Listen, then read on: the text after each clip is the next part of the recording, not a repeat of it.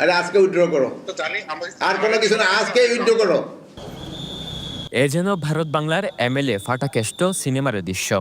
সাংবাদিকের অভিযোগ পেয়ে তদন্ত করে ব্যবস্থা নেওয়ার আশ্বাস দিয়ে সন্তুষ্ট করেননি।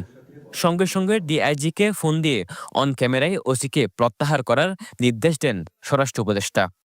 ডিআইজিকে সাফ জানিয়ে দেন আর কোনো কথা শুনতে চায় না, এখনই উইথড্র করো। কক্সবাজারের একমাত্র হসপিটাল যেখানে রয়েছে ICU, HDU, CCU, NICU, PICU, সংকটাপন্ন নবজাতকের জন্য স্ক্যানো, ক্যান্সারের কেমোথেরাপি সহ চিকিৎসা সেবার সমৃদ্ধ আয়োজন। রয়েছে 24 ঘন্টার জরুরি বিভাগ। দেশ সেরা বিশেষজ্ঞ চিকিৎসকের সমন্বয়ে সর্বাধুনিক চিকিৎসা সেবায় আপনার পাশে ইউনিয়ন হসপিটাল। এতদিন এসব দৃশ্য সিনেমাতে দেখা গেলেও এবার বাস্তবে ঘটেছে কক্সবাজারে আইনশৃঙ্খলা বাহিনীর সাথে মতবিনিময় শেষে সাংবাদিকের প্রশ্নের জবাবে এমন বিরল পদক্ষেপ নেন স্বরাষ্ট্র উপদেষ্টা লেফটেন্যান্ট জেনারেল অবসরপ্রাপ্ত জাহাঙ্গীর আলম চৌধুরী। আমি এটার সমস্যাটা দেখি। হ্যালো, আসসালামু শুনো, ওই ডিআইজি সরি ওসি চকরিয়া থানা জানো এর ব্যাপারে? আরে আজকে উইথড্র করো, আর কোনো কিছু না, আজকে উইথড্র করো, বুঝতে পারছো? আজকে উইথড্র করে দাও। কক্সবাজারের চকরিয়া থানায় ওসি মঞ্জুর কাদের ভূঁইয়া যোগদান করার পর থেকে একের পর এক বিতর্কিত কর্মকাণ্ডে জড়িয়ে পড়েন। ধর্ষণ মামলায় নিরপরাধ মানুষকে হয়রানি, মামলা বাণিজ্য, রাজনৈতিক দলের নেতাকর্মীদের দখল বেদখলে সহযোগিতা এবং সাংবাদিক নির্যাতনের মতো ঘটনা ঘটানোর ফলে ব্যাপক বিতর্ক তৈরি হয়।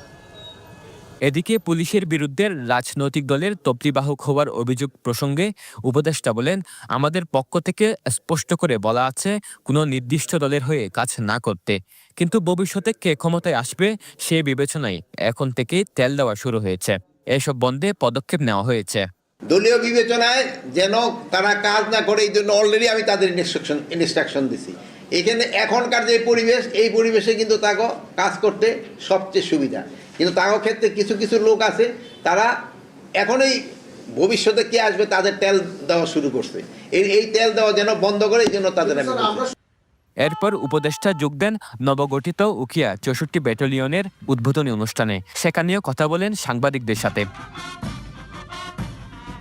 ভারত সীমান্তের হত্যার প্রসঙ্গ টেনে উপদেষ্টা বলেন, সম্প্রতি ভারতের বিএসএফ এর সাথে বিজিবির উচ্চ পর্যায়ের বৈঠক হয়েছে। বৈঠকে সীমান্ত হত্যার ইস্যুটি সবচেয়ে জোর দেওয়া হয়েছিল, কিন্তু এখনও হত্যাকাণ্ড হচ্ছে। কিভাবে এই হত্যাকাণ্ড কমিয়ে আনা যায় সে বিষয়ে কাজ করছে সরকার। সীমান্ত হত্যাটা কিছুদিন আগেও এই বিজিবি এবং বিএসএফ এর যে মানে উচ্চ পর্যায়ে, মানে এক ডিজি পর্যায়ে যে সম্মেলন হয়ে গেল, ওখানেও কিন্তু এটার উপরে সবচেয়ে বেশি জোর দেওয়া হয়েছে।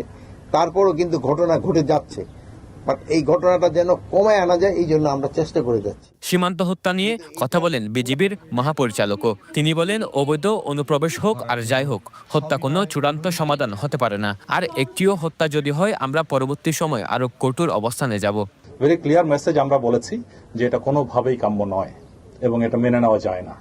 এবং এটা যদি মেনে নেই, তো ভবিষ্যতে ভারতীয় অনুপ্রবেশ যারা করে, তো তাদের প্রতিও তো আমরা সুন্দরভাবে নিয়মের মধ্যে আমরা যে তাদেরকে গ্রেফতার করে হস্তান্তর করি, সেটা কতটুকু আর করা যাবে।